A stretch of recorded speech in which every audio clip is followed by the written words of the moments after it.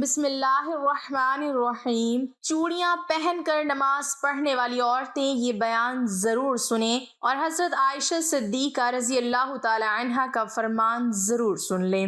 زیبائش اور سنگھار عورت کا بنیادی اور فطری حق ہے جو کہ بعض حالات میں اس پر واجب بھی ہو جاتا ہے۔ بہرحال بننا، سنورنا، میک اپ کرنا عورت کی فطرت کے عین مطابق ہے، لیکن موجودہ زمانے میں نت نئے فیشن اور مقابلہ حسن کی دوڑ نے عورت کو بناؤ سنگھار کے معاملے میں حدود سے آگے نکال دیا ہے۔ اسلام عورت کے بناؤ سنگھار کا قطعی مخالف نہیں ہے، لیکن وہ عورت کو شو پیس بننے یا بنانے سے روکتا ہے اور یہ قید لگاتا ہے کہ اس کا بناؤ سنگھار دنیا کو دکھانے اور شو پیس بننے کے بجائے صرف ایک ہی مرد کے لیے ہو اور اس بناؤ سنگھار کو اس کے محارم ہی دیکھ سکیں اور وہ بھی مکمل آداب کے ساتھ دیکھیں۔ رسول اکرم صلی اللہ علیہ وسلم کا ارشاد ہے کہ جو عورت خوشبو لگا کر باہر نکلے اور اس کا گزر لوگوں کے پاس سے ہو اور وہ اس کی خوشبو محسوس کر لیں تو یہ عورت بدکار عورت کی طرح ہوگی۔ جب کسی لڑکی کی شادی ہو جاتی ہے تو ہمارے معاشرے میں چوڑیاں پہننے کا ایک رواج ہے کہ نئی دلہن چوڑیاں پہنتی ہیں اور چوڑیاں پہننا اتنا ضروری سمجھی جاتی ہیں کہ اگر چوڑیاں نہیں پہنی ہیں تو یہ سمجھتی ہیں کہ چوڑیاں نہ پہننے سے شوہر کے اوپر کوئی پریشانی ہو سکتی ہے اور یہ شوہر کی طرف سے ہوتی ہیں۔ شوہر جن کے ہوتے ہیں وہ چوڑیاں پہنتی ہیں، جن کے شوہر نہیں ہے یا کسی شوہر کا انتقال ہو گیا تو پھر وہ عورتیں چوڑیاں نہیں پہنتی ہیں۔ تو چوڑیاں پہننا کتنا ضروری ہے، پہننا چاہیے یا نہیں پہننا چاہیے، آج کی اس ویڈیو میں ہم آپ کو بتائیں گے۔ چوڑیاں عورتوں کا ایک فیشن ہے، یعنی کہ عورتیں چوڑیاں پہنتی ہیں اس بنیاد پر کہ وہ ایک فیشن ہے اور یہ فیشن خصوصی طور پہ شوہر کے لیے کیا جاتا ہے۔ ویسے تو ہر سنگھار شوہر کے لیے ہوتا ہے، یہ ہر عورت جانتی ہے۔ ہر عورت یہ کہہ رہی ہوتی ہے کہ ہم اپنے شوہر کے لیے میک اپ کر رہے ہیں، لیکن ایسا ہوتا نہیں ہے۔ اگر واقعی کوئی عورت اپنے شوہر کے لیے میک اپ کرتی ہے تو پھر وہ اسپیشل رات کے لیے تیار ہو، رات کو میک اپ کر کے سوئے، کیونکہ رات میں ہی اس کا شوہر گھر ہوتا ہے، تو پھر اس میں کوئی گناہ بھی نہیں ہے۔ اور جو عورتیں شوہر کے لیے میک اپ کر رہی ہیں تو وہ جائز ہے اور اس میں اس عورت کو ثواب بھی ملے گا۔ اور اگر کوئی عورت اس نیت سے میک اپ کر رہی ہے کہ ہم گھر سے باہر جا رہے ہیں، لوگ ہمیں دیکھیں گے، تو یہ بہت بڑا گناہ ہے۔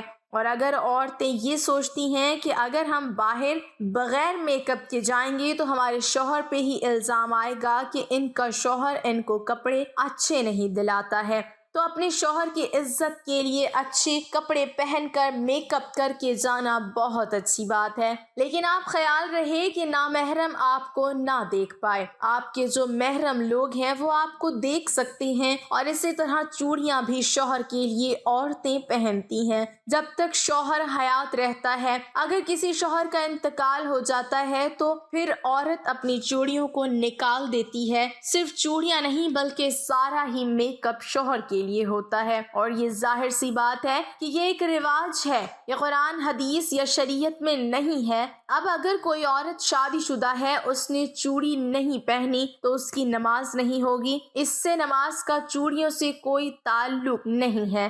نماز ایک عبادت ہے اور چوڑیاں پہننا ایک فیشن ہے، تو فیشن اور عبادت کا تعلق کیسے ہو سکتا ہے؟ اگر ایسا ہو جائے تو پھر نماز کے لیے اگر چوڑیاں ضروری ہیں تو پھر جن کی شادی نہیں ہوئی، کنواری لڑکیاں، ان کی نماز بھی قبول نہیں ہوگی۔ تو یہ صرف چلی چلائی لوگوں میں باتیں ہوتی ہیں، اس لیے ان چیزوں سے نکل کر اسلام کی پیروی کرنا چاہیے۔ چوڑیاں جو عورتیں پہنتی ہیں ان کو یہ چاہیے کہ وہ ایسی چوڑیاں نہ پہنیں کہ جو چوڑیاں بجیں، آواز کریں، ان سے بچنا چاہیے۔ عورت کے لیے زیورات پہننا جائز ہے اور ان زیورات میں نماز ادا کرنا بھی جائز ہے۔ البتہ نامحرموں سے پردہ کا اہتمام نماز اور نماز کے علاوہ دونوں صورتوں میں ہونا ضروری ہے، لہٰذا اس صورت میں عورت چوڑیاں پہن کر نماز پڑھے اور اس سے آواز پیدا ہو جائے یا کبھی وہ آواز غیر محرم تک اتفاقی طور پر پہنچ جائے تو اس سے عورت کی نماز خراب نہیں ہوگی۔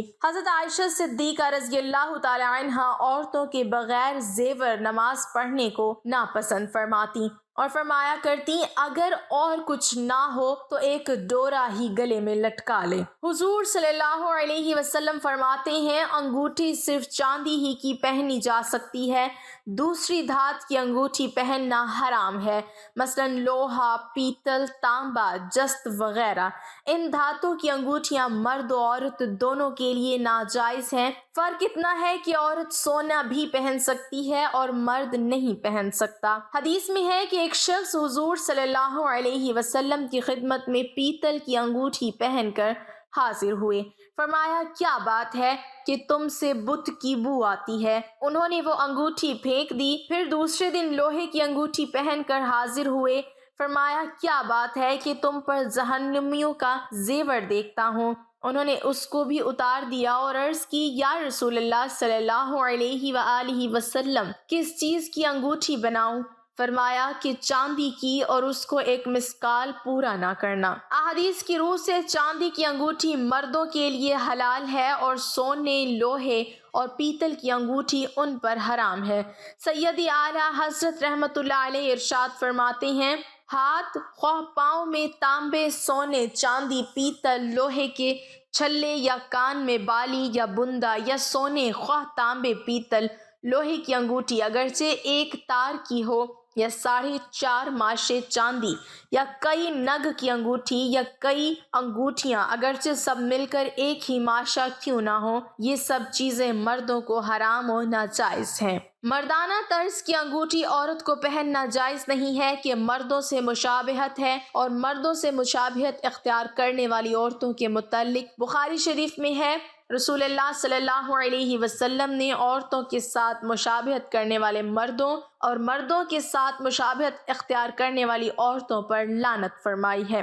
ہم امید کرتے ہیں کہ آپ کو اس بات کی سمجھ آ گئی ہوگی کہ زیورات میں مردوں اور عورتوں کے لیے کیا جائز ہے اور کیا ناجائز ہے، اسی لیے ہر وہ چیز استعمال کریں جو آپ کے لیے بہتر ہے اور جس کی دین اسلام ہمیں اجازت دیتا ہے۔ دعا ہے کہ اللہ پاک ہمیں دین کی مکمل سمجھ نصیب فرمائے اور ہمیں نیکوکاروں میں شامل کرے، آمین۔ ناظرین کمنٹ باکس میں اللہ تعالیٰ کے 99 ناموں میں سے ایک نام ضرور ٹائپ کریں۔